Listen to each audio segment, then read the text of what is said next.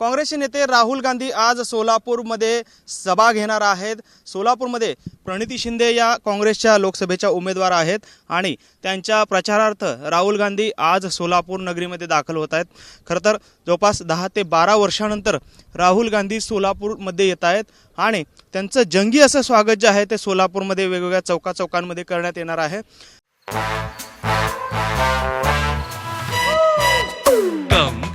Come, my love, please don't say no, baby. Come, my love.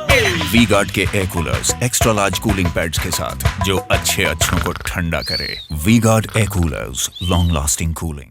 खरं तर साधारणपणे 3:27 त्यांचं हेलिकॉप्टर जे आहे ते सिंहगड कॉलेजमध्ये उतरेल आणि तेथून 10 ते 15 मिनिटांमध्ये ते या सभास्थळी दाखल होणार आहेत। आपण पाहतोय सभेची जय्यत अशी तयारी जी आहे ती या ठिकाणी करण्यात आलेली आपल्याला पाहायला मिळते। जवळपास 20,000 आसन क्षमता असलेलं हे मैदान आहे सोलापूर एक्झिबिशन सेंटरचं आणि या एक्झिबिशन सेंटरमध्येच या ठिकाणी राहुल गांधी यांची सभा जी आहे ती आज पार पडणार आहे।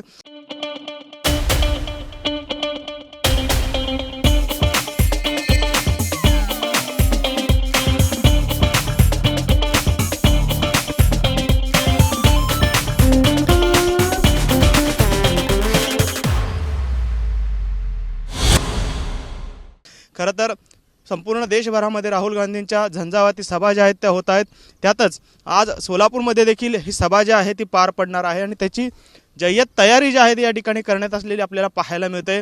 खरं तर राहुल गांधी हे अनेक वर्षांनंतर सोलापूरला येत आहेत, त्यामुळे कार्यकर्त्यांमध्ये मोठा उत्साह जो आहे तो निर्माण झालेला पाहायला मिळतोय।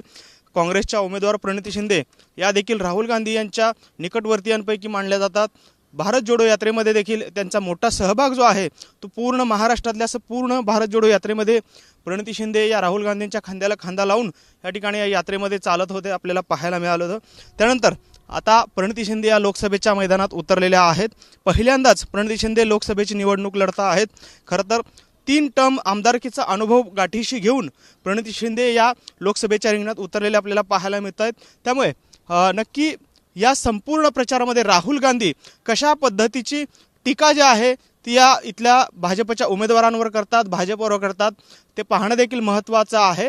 त्यामुळे आज होणाऱ्या या सभेला हजारोंच्या संख्येने कार्यकर्ते जे आहेत या ठिकाणी उपस्थित राहण्याची शक्यता आहे। त्यामुळे एकंदरीतच उत्साहपूर्ण वातावरण काँग्रेसच्या सर्व कार्यकर्त्यांमध्ये असल्याचं आपल्याला पाहायला मिळतंय।